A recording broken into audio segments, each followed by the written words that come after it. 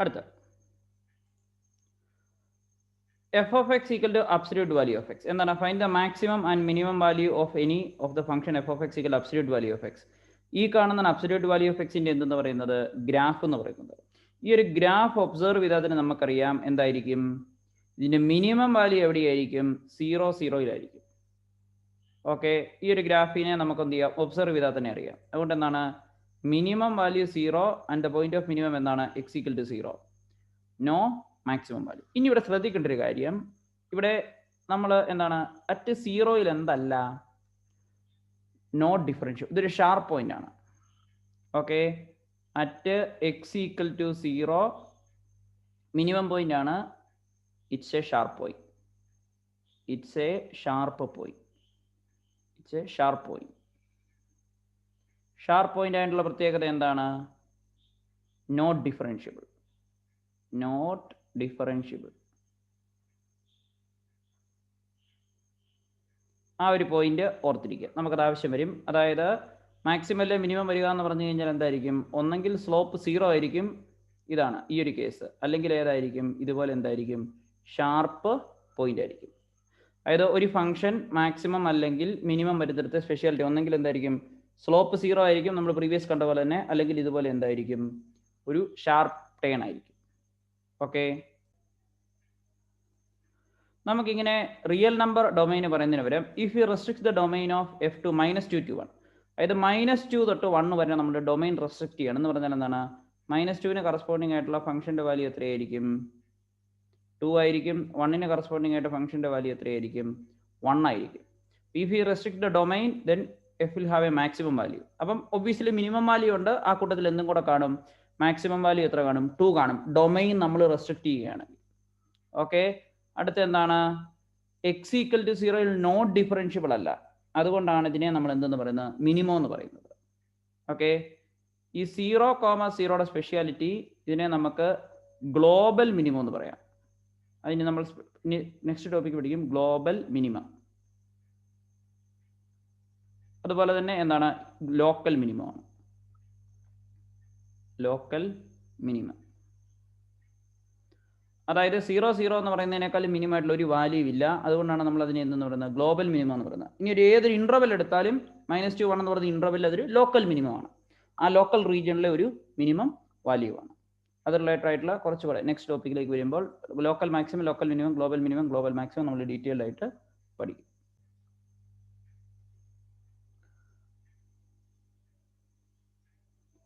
Now next one.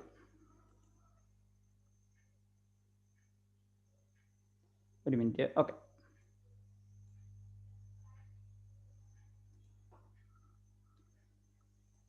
every monotonic function assume its maximum or minimum value at the end point of the domain. എന്താണ് monotonic function maximum or minimum value at the end point of its domain? അതായത് monotonic function കൊണ്ട് അവിടെ മീൻ ചെയ്യുന്ന എന്താണ്? monotonic function mean either increasing or decreasing. ഈ ഒരു function ശ്രദ്ധിക്കുക, x3. നിങ്ങൾ ഇതിന്റെ ഡെറിവേറ്റീവ് വെച്ച് നിങ്ങൾ പഠിച്ചിട്ടുണ്ട്. ഇതിന്റെ ഡെറിവേറ്റീവ് എടുത്തു കഴിഞ്ഞാൽ എപ്പോഴും എന്തായിരിക്കും? പോസിറ്റീവ് എക്സ് ആയിരിക്കും. നമുക്ക് ഇതിന്റെ ഒരു ഫംഗ്ഷൻ ഉണ്ടെന്ന് വിചാരിക്കുക, f' x 3x² greater than 0 for all x. Okay, അപ്പൊ ഇതിന്റെ മീനിങ് എന്താണ്? അപ്പം ഈ ഒരു ഫംഗ്ഷൻ എന്ന് പറഞ്ഞാൽ എപ്പോഴും ഇൻക്രീസ് ചെയ്തുകൊണ്ടിരിക്കുകയാണ്. അപ്പൊ ഇതിന്റെ മാക്സിമം വാല്യൂ എന്ന് പറയുന്നത് എന്താണ്? Maximum minimum value at the end point of the domain. ഇവിടെ ഡൊമൈൻ നമ്മൾ റെസ്ട്രിക്ട് ചെയ്തിട്ടില്ലെങ്കിൽ negative infinity to positive infinity ആണ് ഡൊമൈൻ, അത് പോസിറ്റീവ് ഇൻഫിനിറ്റിയിലായിരിക്കും. ഇനി നമ്മുടെ ഡൊമൈൻ ഒരു ചെറിയൊരു ഇന്റർവെൽ ആക്കുകയാണെന്ന് വിചാരിച്ചോ, എന്തായിരിക്കും? ഈ ഒരു ഫംഗ്ഷന്റെ ഇന്റർവെൽ ഞാൻ പറയുകയാണ് -3 to 10. മീനിങ് എന്തായിരിക്കും? ഈ ഒരു 10ലായിരിക്കും എന്ത് വരുന്നത്? മാക്സിമം വരുന്നത്. ഈ ഒരു -3ലായിരിക്കും എന്ത് വരുന്നത്? മിനിമം വരുന്നത്. ഇത് ഏത് കേസിലാണ്? ഈ x³ എന്ന് പറയുന്ന ഗ്രാഫിന്റെ കേസിൽ. അതാണ് അവിടെ എന്ത് ചെയ്യുന്നത്? മീൻ ചെയ്യുന്നത്. എന്താണ്? Every monotonic function assume its maximum or minimum value at the end point of the domain of definition of the function. അവരുടെ ഡൊമൈൻ കൊണ്ടാണ് ഉദ്ദേശിച്ചിരിക്കുന്നത്. ഇനി ഡൊമൈൻ റെസ്ട്രിക്ട് ചെയ്തിട്ടില്ലെങ്കിൽ മാക്സിമം വാല്യൂ ഇത് ഇൻഫിനിറ്റി ആയിരിക്കും, മിനിമം വാല്യൂ -ഇൻഫിനിറ്റി ആയിരിക്കും. ഇത് ഇൻക്രീസിങ് ആയതുകൊണ്ടാണ്. ഓക്കെ, ഈ f of x ന്റെ പ്രത്യേകത എന്താണ്? Increasing function. ഈ ഒരു f of x എന്ന് പറയുന്നത് എന്താണ്? Increasing function. ആ ഒരു ബിഹേവിയർ നമുക്ക് എവിടെ നിന്ന് പറയാൻ സാധിക്കും? f' വെച്ച് നമുക്ക് പറയുന്നതിന് വേണ്ടി സാധിക്കും. Next one, every continuous function ആണ് closed interval has a maximum or minimum value. അത് ഓർത്തിരിക്കുക. എന്താണ്?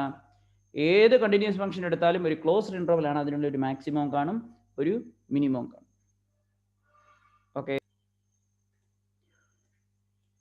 ഈ കാണുന്ന ഗ്രാഫ് ശ്രദ്ധിക്കുക. ഇതെന്താണ്? Decreasing, increasing, decreasing, increasing, decreasing behaviour ആണ്. ഓക്കെ, നൗ എ ബി സിയുടെ പ്രത്യേകത എന്താണ്? At points A B C D എന്താണ്? Graph of function changes its nature from decreasing to increasing or vice versa. എയിലാണ് ഡിക്രീസിങ് ടു ഇൻക്രീസിങ്, ബി ആണ് increasing to decreasing, C ആണ് decreasing to increasing, അങ്ങനെ change ചെയ്യുന്നു. Okay, ഇതിനെയാണ് നമ്മൾ എന്തെന്ന് പറയുന്നത്? ടേണിംഗ് പോയിന്റ്സ് എന്ന് പറയുന്നത്. ഓക്കെ, അറ്റ് ടേണിംഗ് പോയിന്റ്സ് എന്താണ്? Graph has either little hill or little Valley. Okay, function minimum എന്താണ്? ഒന്നെങ്കിൽ മിനിമം ആയിരിക്കും, മാക്സിമം ആയിരിക്കും. അപ്പോൾ അതിൽ എയിലും സിയിലും എന്താണ്? മിനിമം ആയില്ല. ശ്രദ്ധിക്കുക, എന്താണ് ലിറ്റിൽ ഹിൽ ഓർ വാലി എന്ന് പറഞ്ഞാൽ മിനിമം അല്ല മാക്സിമം എന്ന് പറയാം. ഇവിടെ മിനിമം വരുന്നത് എവിടെയാണ്? എയിലും സിയിലുമാണ്. മാക്സിമം വാല്യൂ എവിടെയാണ്? At point B and D. ശ്രദ്ധിക്കുക, ഇതിലാണ് ബി എന്ന് പറയുന്ന പോയിന്റിലും ഡിയിലും എന്താണ്? മാക്സിമം. ഓക്കെ, ഇനി ശ്രദ്ധിച്ചാണ് നമ്മൾ പിടിക്കുന്ന പേര് എന്താണ്? എ സി എന്താണ്? Local minimum. ഏതാണ്?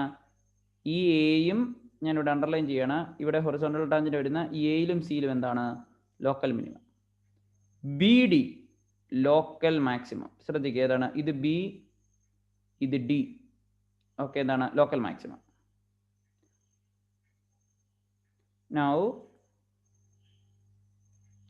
അടുത്ത ഈ ലോക്കൽ മാക്സിമം അല്ലെ ലോക്കൽ മിനിമത്തിന് പകരം നമുക്ക് എന്താ പറയാം? ലോക്കൽ മാക്സിമ അല്ലെ ലോക്കൽ മിനിമ എന്ന് നമ്മൾ പറയും. ഇനി ഇതുപോലെ തന്നെ ഒബ്സർവ് ചെയ്യേണ്ട ഒരു സ്പെഷ്യാലിറ്റിയാണ് എന്തെന്ന് പറയുന്നത്? F dash A equal to F dash B equal to F dash C equal to F dash D equal to 0. ഇത് വളരെ ഇമ്പോർട്ടൻ്റ് ആണ്. ഓക്കെ, ഈ ഒരു ഗ്രാഫിലെല്ലാം നമ്മൾ ഒബ്സർവ് ചെയ്യുന്നൊരു ബിഹേവിയർ ആണ്. എന്താണ്? Decreasing to increasing, increasing to decreasing ആണെങ്കിൽ നമുക്ക് ഇങ്ങനെ ഒരു ബിഹേവിയർ നമുക്ക് എന്ത് ചെയ്യാം? ഒബ്സർവ് ചെയ്യാം. ഓക്കെ,